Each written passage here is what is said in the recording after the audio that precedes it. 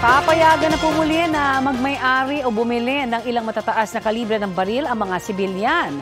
Ayon kay PNP spokesperson Jean Fajardo, pwede nang bumili at magmay-ari ng semi-automatic rifle ang mga sibilyan. Kasunod po yan ng pag-amyenda sa Implementing Rules and Regulation ng Comprehensive Firearms and Ammunition Regulations Act. Magiging epektibo po yan 15 araw matapos ang publication. Ayon sa ilang gun retailers at gun owners, napapanahon ang pulisya lalo na sa gitna po ng mga nangyayaring girian sa pagitan ng ilang bansa. Tutol naman dyan ang Gunless Society of the Philippines. Posible raw kasing mag-ugat ang pulisya ng kaparehas na epekto ng gun culture sa Amerika. Mungkahin nila, huwag payagan ang mga sibilyan na ilabas sa bahay ang mga baril. Wala pang komento riyan ang PNP. Papayagan na nga ang mga sibilyan na magmay-ari ng ilang matataas na kalibre ng baril. Ang sabi kaya dyan ng netizens, heto na. Para po kay Cecilio Tordesillas, dapat daw magkaroon ng public consultation para malaman daw ng taong bayan.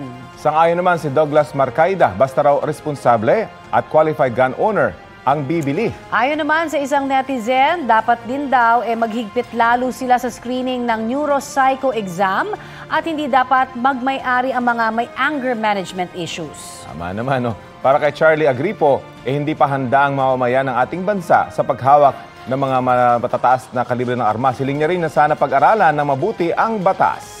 Ako parang medyo skeptic ako dyan kasi sa dami ho ng mga loose firearms, 700,000, no? Oo. Sinasabi na hindi pa rin nga accounted for, tapos magdadagdag ka pa ng batas na parang makakapagbigay sa kanila ng, alam mo yun, parang rason para magbitbit, para magkaroon ng pangangahas, di ba? Yung small firearms pa nga lang, malaki na problema natin. Oo. Dagdagan mo pa ng high-powered firearm. Medyo mahirap kontrol yan. Pero yung sinasabi naman ng iba, pang-depensa. Dapat pumasok dyan yung mga authorities. Yun diba? na nga. Yung armed services. Ang hindi ko maintindihan dito, tinanggal na ito, di ba? Tapos binalik muli.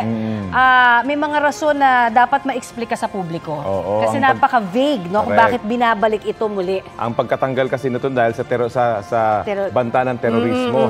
Yung takot natin sa terorismo. Although, pero on the other hand, partner, may mga sinasabing pag-aaral ibang mga sociologists na hindi daw mangyayari ang mga mass shooting na ikinakabahala, 'di ba, ng ilang grupo ng Gunless Society sa ating pong kultura. Dahil likas daw sa mga Pilipino ang hiya system, 'di ba? Sabi nila yung consciousness na parang pag yung kamag-anak mo ay nagwala, parang damay buong pamilya. Oo, may kultura ng ganyan pero iba na rin ang panahon kasi ngayon, partner, 'di ba? At maraming nakakalusot. Marami, 'di ba? Worldwide na yung ating culture ika nga dahil sa World Wide Web.